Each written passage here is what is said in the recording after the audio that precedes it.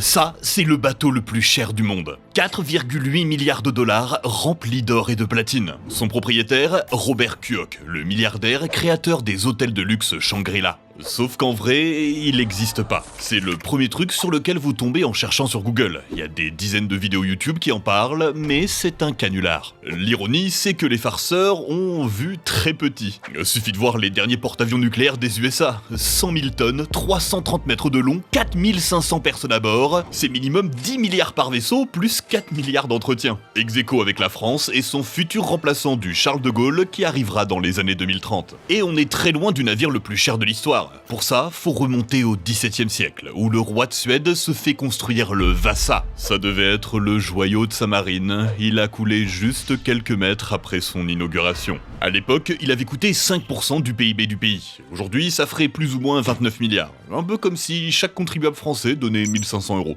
Après, je vous rassure, depuis on l'a repêché. C'est l'un des bateaux les mieux conservés de cette époque. Vous pouvez encore l'admirer à Stockholm. Les dracars vikings, les galions espagnols, même les porte-avions modernes.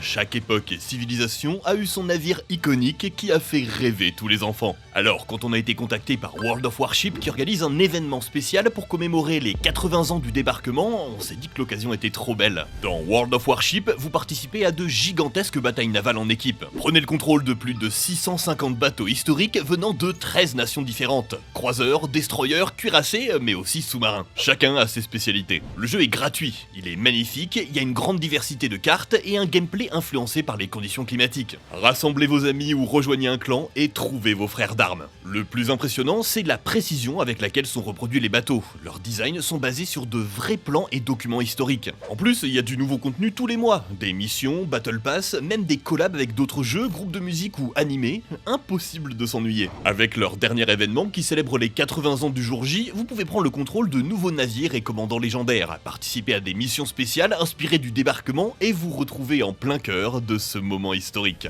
Vous aussi, venez rendre hommage aux héros qui ont aidé à la libération et débloquer des récompenses commémoratives. Venez essayer des tas de nouveaux bateaux en cliquant sur le lien en description et profitez d'un starter pack d'une valeur de 25 €. On vous attend. Revenons à nos bateaux les plus chers du monde. Vous auriez raison de dire que le militaire est un peu à part. C'est pas les mêmes budgets, on parle de pays là. Mais dans le privé, il y a quand même des choses impressionnantes. Par exemple, quel est le plus grand yacht du monde ?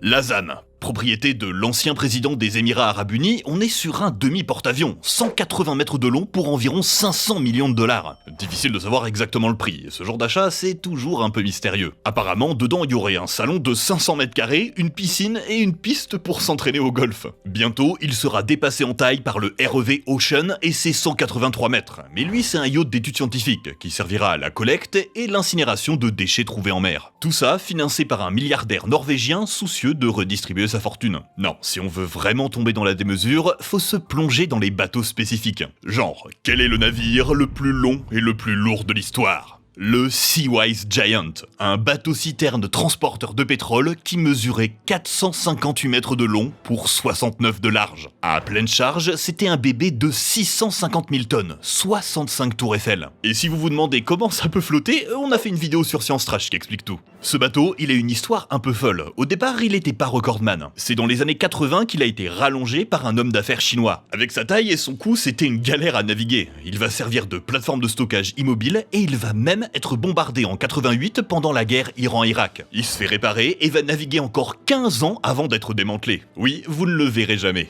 à part son ancre de 36 tonnes exposée dans un musée maritime à Hong Kong. Impossible de parler des géants sans évoquer les Valemax, les plus grands navires transporteurs de marchandises jamais construits. Designés pour envoyer du fer entre l'Amérique du Sud et l'Europe ou l'Asie, ils peuvent emporter jusqu'à 400 000 tonnes de produits. Du côté des porte-conteneurs, les champions c'est les MSC qui peuvent en embarquer 24 346. Et d'après vous, quel est le bateau le plus haut ?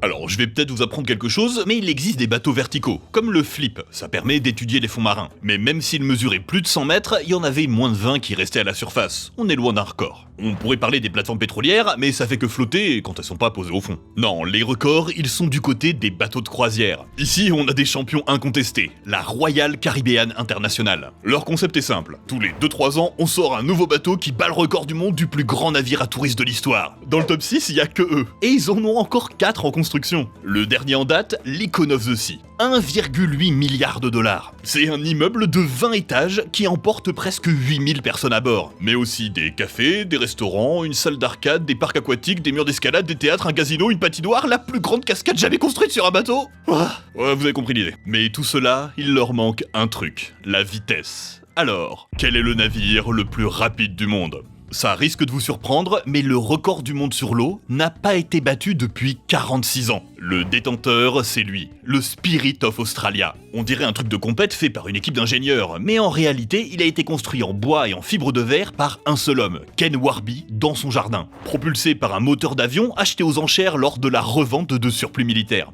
Si ça a l'air dingue, c'est que ça l'est. Warby était un pilote, et son rêve était de devenir l'homme le plus rapide sur l'eau. Il savait comment les bateaux fonctionnaient, mais c'était pas un pro de l'aérodynamisme. Après avoir quitté son job pour se consacrer à son projet et parcouru le pays à la recherche de financement, son prototype est testé par l'université de Sydney qui est impressionné par son design. On est vraiment dans la folie irresponsable des années 70. La veille du record, il était encore à tailler son gouvernail au chalumeau de quelques millimètres pour essayer de gagner un peu de vitesse. Et il va réussir à marquer l'histoire. Plus de 500 km/h. Pour que vous compreniez à quel point c'est stupidement dangereux, faut savoir que 10 ans plus tôt, Donald Campbell s'était crashé à plus de 450 km/h.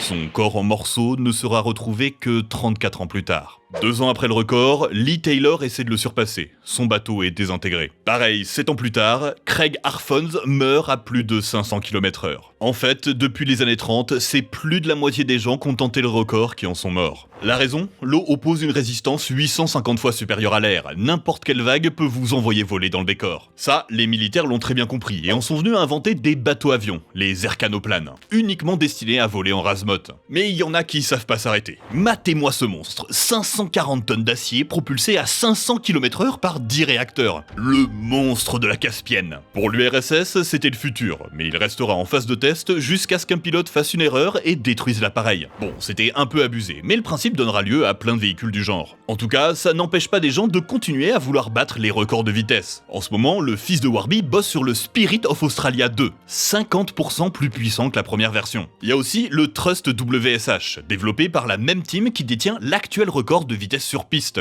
Mais comme ce sont des projets en partie amateurs, et vu les risques, on n'y est pas encore. Après, tout est possible, l'humain peut vraiment faire flotter n'importe quoi. D'après vous, quels sont les bateaux les plus étranges ?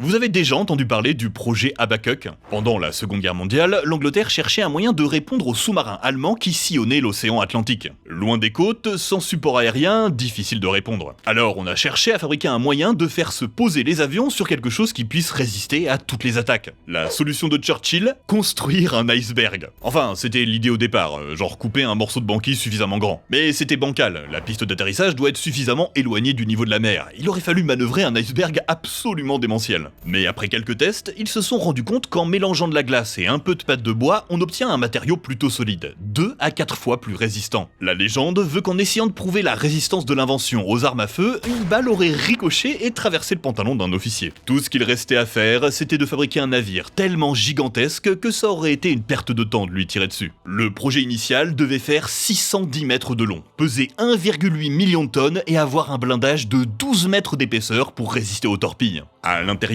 il y avait un système de refroidissement pour éviter que ça fonde, une quarantaine de canons anti-aériens, une piste d'atterrissage, bref, c'était à mi-chemin entre l'île flottante et le porte-avions. Il y a même un prototype beaucoup plus petit qui sera construit. Le problème, c'est qu'une fois le projet lancé, les difficultés sont apparues. Fabriquer les blocs de glace spéciaux, maintenir le tout à -15 alors qu'on était sur la côte, et surtout, le temps que le projet avance, le monde avait changé, on était déjà en 1944. Investir autant sans savoir si ça allait vraiment être utile, l'idée a été abandonnée. Mais sur le papier, c'était loin d'être bête. D'ailleurs, certains chercheurs pensent que si la guerre avait duré, le bateau glacier aurait probablement vu le jour. De toute façon, c'est toujours pendant la Seconde Guerre mondiale qu'on trouve les histoires les plus folles. Ils étaient vraiment prêts à tout. Ça me rappelle...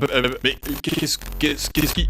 Octobre 1943. Carl Allen est un matelot et aujourd'hui, il s'apprête à assister à l'impossible. À quelques centaines de mètres de lui, il observe le tout nouveau destroyer, l'USS Eldridge. L'équipage quitte le pont et se rend dans la soute. Tout devient calme. On dirait qu'il est abandonné. Les murmures résonnent autour de lui. Personne ne sait exactement en quoi consiste l'expérience. Un brouillard verdâtre apparaît, il entoure Eldridge de sa fumée épaisse, Personne ne sait d'où ça vient. Soudain, une lumière vive, comme un flash, le bateau a complètement disparu. Il ne reste que le brouillard qui semble repousser ceux qui tentent de l'approcher. La panique pourrait s'emparer d'eux, mais au bout de quelques minutes, l'Eldridge réapparaît. Carl et ses compagnons viennent d'assister à une expérience secrète du gouvernement américain. Ils savent comment faire disparaître des navires. Zach, c'est une théorie du complot ça, hein, une légende. Tout le monde sait que l'expérience de Philadelphie, ça repose sur rien. Oh mais allez, j'avais vraiment envie de raconter une histoire. Et tu parlais de la Seconde Guerre mondiale, alors... Bah, t'as qu'à parler du navire le plus maudit de l'histoire.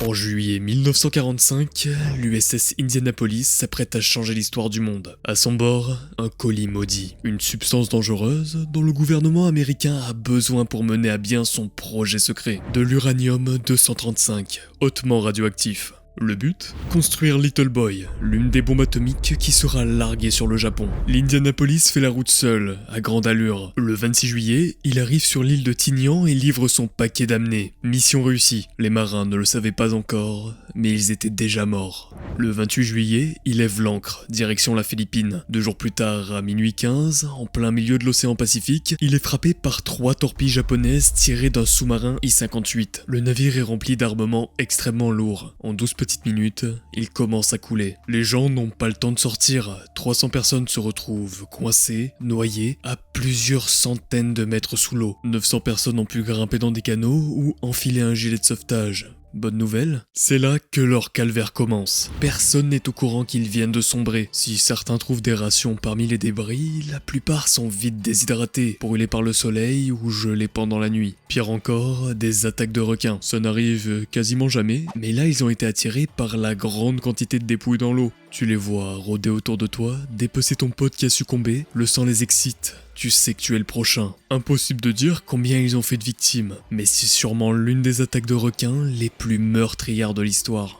L'horreur va durer 4 jours avant qu'un avion ne les repère par hasard. Les survivants sont récupérés dans un état désastreux. Sur les 1200 marins, il n'en reste que 316. 4 jours plus tard, Little Boy tombait sur Hiroshima. Beaucoup de gens se sont demandé ce qui aurait changé si l'Indianapolis avait coulé avant d'arriver à sa première destination. Sûrement pas grand chose. Les USA avaient une autre bombe atomique en réserve. N'empêche qu'une explosion de moins, ça aurait sauvé des dizaines de milliers de vies. À l'époque, aucun des marins de l'Indianapolis ne savait ce qu'ils transportaient. On dirait pourtant que l'histoire leur a fait payer cher. Comme quoi, au même titre que l'avion, le train ou la voiture, les bateaux nous accompagnent depuis toujours. C'est avec eux que l'homme a fait ses premiers longs voyages, a pêché ses premiers poissons, a fait ses premières guerres intercontinentales. Et aujourd'hui, ça a pas tant changé que ça. Merci infiniment à World of Warship de nous soutenir sur cette vidéo. Cliquez sur le lien en description et venez participer à des batailles épiques aux commandes des plus grands navires de guerre de notre époque. Sans nul doute, le véhicule le plus important de l'histoire humaine.